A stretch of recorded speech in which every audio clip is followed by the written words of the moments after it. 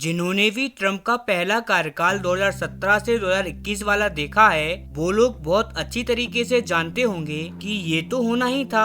Trump ये करते ही हैं और एक बार फिर से उन्होंने ये कर दिखाया है। दरअसल आप जरा आपकी स्क्रीन पर देखिए, डोनाल्ड ट्रम्प ने सीधी धमकी दी है व्लादिमीर पुतिन को कि we can do in easy way और hard way, now the choice is your. अब आपकी चॉइस है कि आपको इस युद्ध को आसान तरीके से खत्म करना है या फिर इसके लिए कोई मुश्किल रास्ता अपनाना है। अब हम दोनों चॉइस आपको दे रहे हैं और ऐसा जरा भी नहीं है कि ट्रम्प ने मात्र पुतिन को ही धमकी दी हो। पुतिन के साथ साथ यूक्रेन और राष्ट्रपति जेलेंस्की को भी धमकी दे दी गई है कि ये जो रिडिकुलस वॉर है इसे खत्म करो अब, नहीं तो अब हम हाथ कब खींच लेंगे कोई पता नहीं, और उसके बाद तुम्हारा पूरा देश होगा रूस की गिरफ्त में। तो बेहतर यही होगा कि जो हम कह रहे हैं तुम चुपचाप वो ही करो। ट्रम्प का ये रवैया शायद आपको पसंद हो या ना हो, लेकिन ये रवैया ट्रम्प का काम कर रहा है। आप जरा आपकी स्क्रीन पर देखिए, द मॉस्को टाइम्स जो कि एक रूसी अखबार है उसने रिपोर्ट दी है कि व्लादिमीर पुतिन को लगता है कि जो युद्ध हमने स्टार्ट किया था यूक्रेन के अगेंस्ट में उसके सारे ऑब्जेक्टिव अचीव हो चुके हैं, यानी कि पुतिन जो चाहते थे उन्होंने वो युद्ध में हासिल कर लिया है।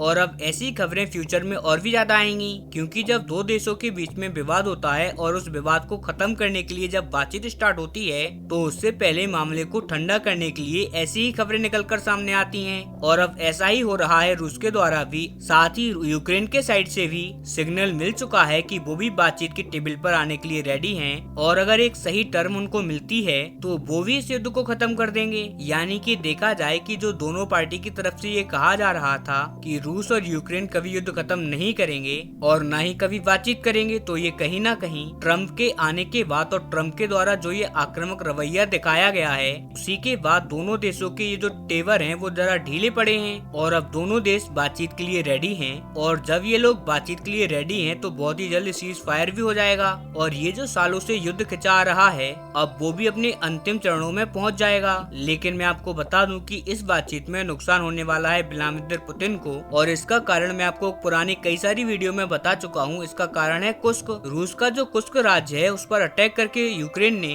जो एक बड़ा हिस्सा कब्जा लिया है ना, अभी भी 40% से ज्यादा कुर्स्क की जमीन यूक्रेन की सेना के ही हाथ में है। और मैं आपको पहले ही बता दूं कि बातचीत में क्या होगा, तो होगा ये कि यूक्रेन कहेगा कि हम आपको कुस्क दे देंगे, बदले में हमारी जितनी भी जमीन आपने कब्जाई है हमें वो वापस कर दीजिए। साथ ही 2014 में जो आपने हमसे क्राइमिया छीना था वो भी आप हमें वापस कर दीजिए। उधर से रूस कहेगा कि हमारी जो कुस्क की जमीन है जो कि यूक्रेन ने कब्जाई है वो हमें वापस चाहिए। हम कुछ हिस्सा रखेंगे उस जमीन का जो कि हमने यूक्रेन से कब्जाई है उसका, और साथ में ये भी गारंटी चाहिए कि नाटो में कभी भी शामिल नहीं होगा यूक्रेन। और इसके बाद फिर दोनों थोड़ा थोड़ा ढीला पड़ेंगे अपनी मांग से और अंत में जाकर समझौता यही होगा कि यूक्रेन वापस लौटा देगा रूस का कुस्क और जो यूक्रेन की सारी जमीन है वो रूस वापस कर देगा यूक्रेन को। लेकिन 2014 में रूस ने जो क्राइमिया कब्जाया था वो यूक्रेन को छोड़ना होगा, वो नहीं हो पाएगा। और अब बात आती है नाटो पर, तो इस पर समझौता ये हो सकता है कि एक टाइम फ्रेम में, नाटो की एक टाइम फ्रेम के दौरान यूक्रेन को शामिल नहीं किया जाएगा नाटो में, यानी कि 15 साल या 20 साल की ऐसी गारंटी दी जाएगी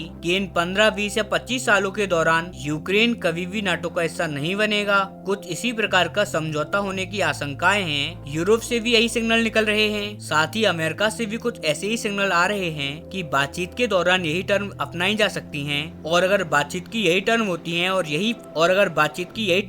और यही फैसला निकलता है तो मानकर चलिए कि व्लादिमीर पुतिन युद्ध को हार चुके हैं और इस युद्ध में यूक्रेन को विजेता और रूस को हारा हुआ देश घोषित कर दिया जाएगा। लेकिन पुतिन अगर यहाँ पर किसी भी तरीके से थोड़ी सी भी जमीन कब्जाने में कामयाब हो जाते हैं यूक्रेन की और अपना कुर्स्क पूरा का पूरा छुड़ा लेते हैं और सबसे महत्वपूर्ण की कम से कम 30 साल की गारंटी ले लेते हैं नाटो में ना शामिल होने की यूक्रेन की, तो ऐसे में फिर रूस को ही विजेता घोषित माना जाएगा। यानी कि देखा जाए तो अब रूस यूक्रेन का युद्ध बातचीत की टेबल पर हारा या जीता जाएगा, लेकिन अनऑफिशियल तरीके से बातचीत ऑलरेडी स्टार्ट हो चुकी है और इसमें जो भी डिटेल निकल कर सामने आएगी मैं आपको जरूर बताऊंगा। जब तक आप चैनल को सब्सक्राइब कर लेना, क्योंकि देखिए ऑफिशियली तो ये बातचीत तभी दुनिया के सामने आएगी जब एग्रीमेंट साइन होने वाला होगा। एक ट्रीटी जब साइन होगी उसी टाइम पर हमारे सामने ये बातचीत निकल कर सामने आएगी। अदरवाइज पर्दे के पीछे सभी देशों के प्रतिनिधि मिलते रहेंगे और जब दोनों पक्ष संतुष्ट हो जाएंगे अपनी अपनी मांगों को लेकर, इसके बाद ये बातचीत ऑफिशियल की जाएगी